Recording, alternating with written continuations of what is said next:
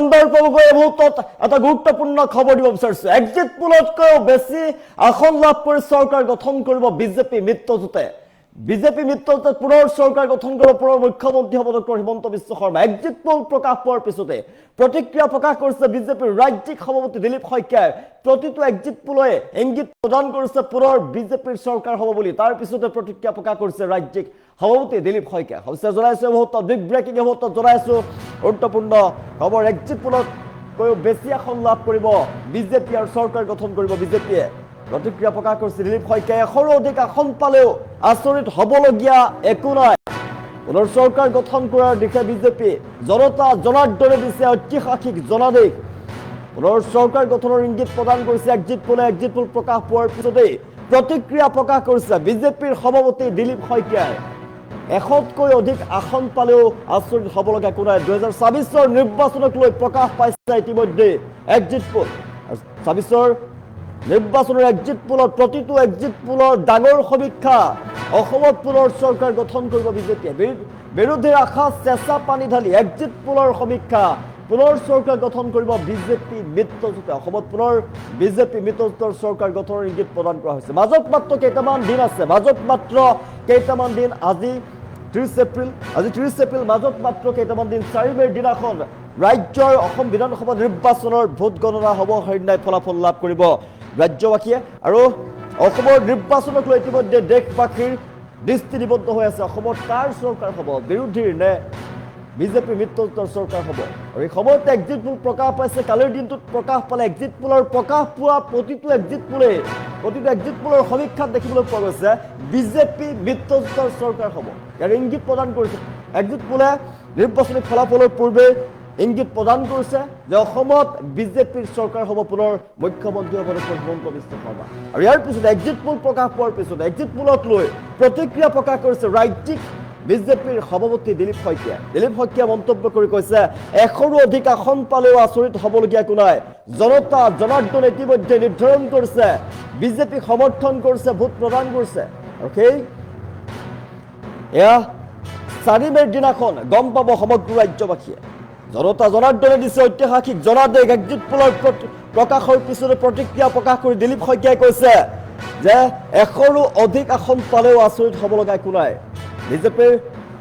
দিনত উন্নয়ন হৈছে ৰাজ্যত উন্নয়নৰ ধাৰা অব্যাহত আছে আৰু পুনৰ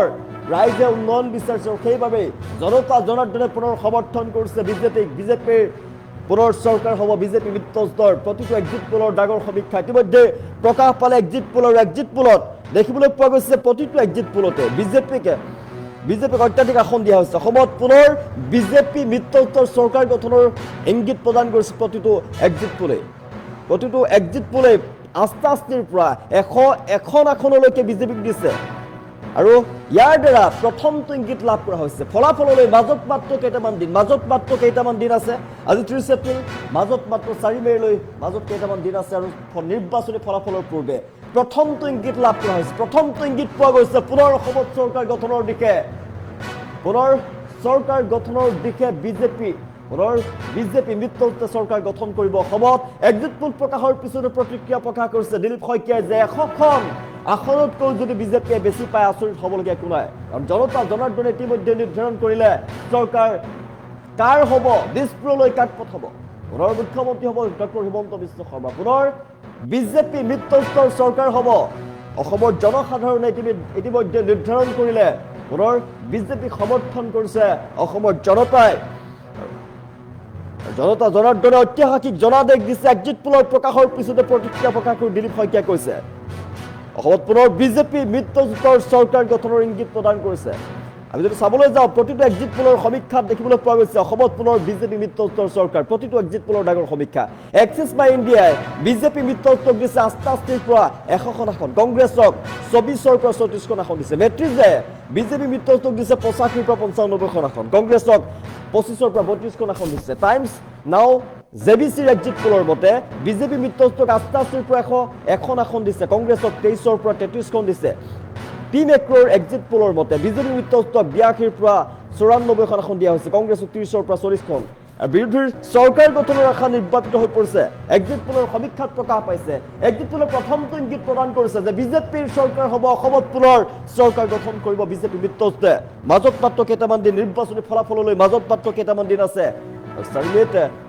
প্ৰকাশ পাব ফলাফল অধীৰ অপেক্ষাৰে অসমৰ জনতা ৰৈ আছে দেশবাসী দৃষ্টি নিবদ্ধ হৈ আছে 5 ৰাজ্যৰ যি বিধানসভা নিৰ্বাচনক লৈ আৰু অসমৰ বিধানসভা নিৰ্বাচনৰ ফলাফলক লৈ জনতাৰ দৃষ্টি নিবদ্ধ হৈ আছে সমগ্ৰ দেশবাসীৰ দৃষ্টি নিবদ্ধ হৈ আছে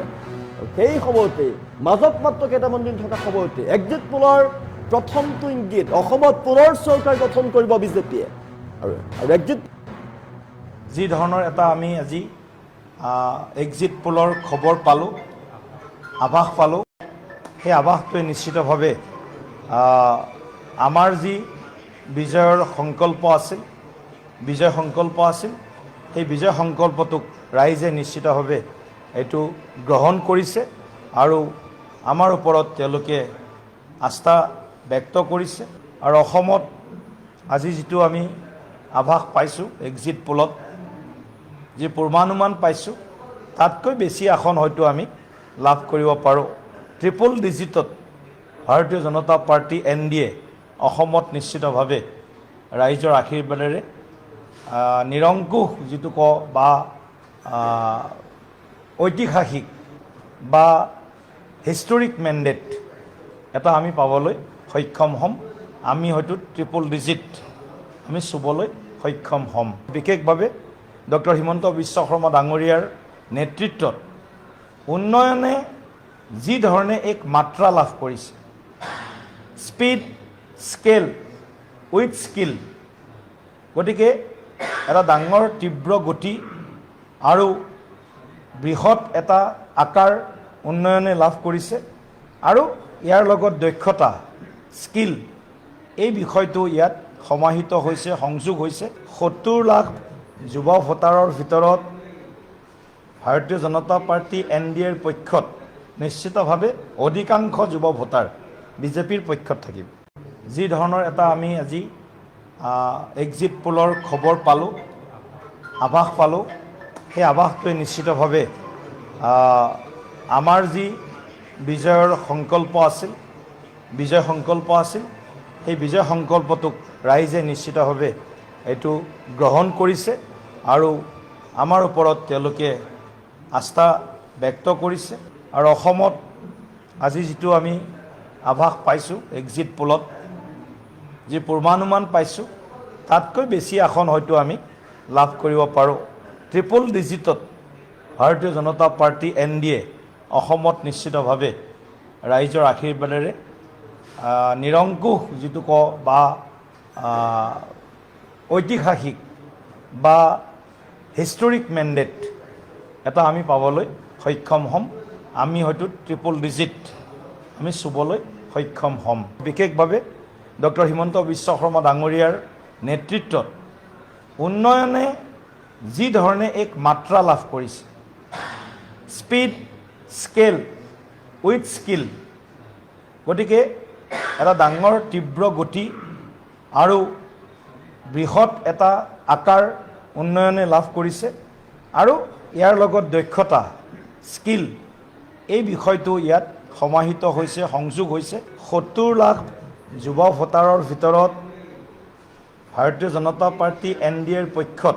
নিশ্চিতভাৱে অধিকাংশ যুৱ ভোটাৰ বিজেপি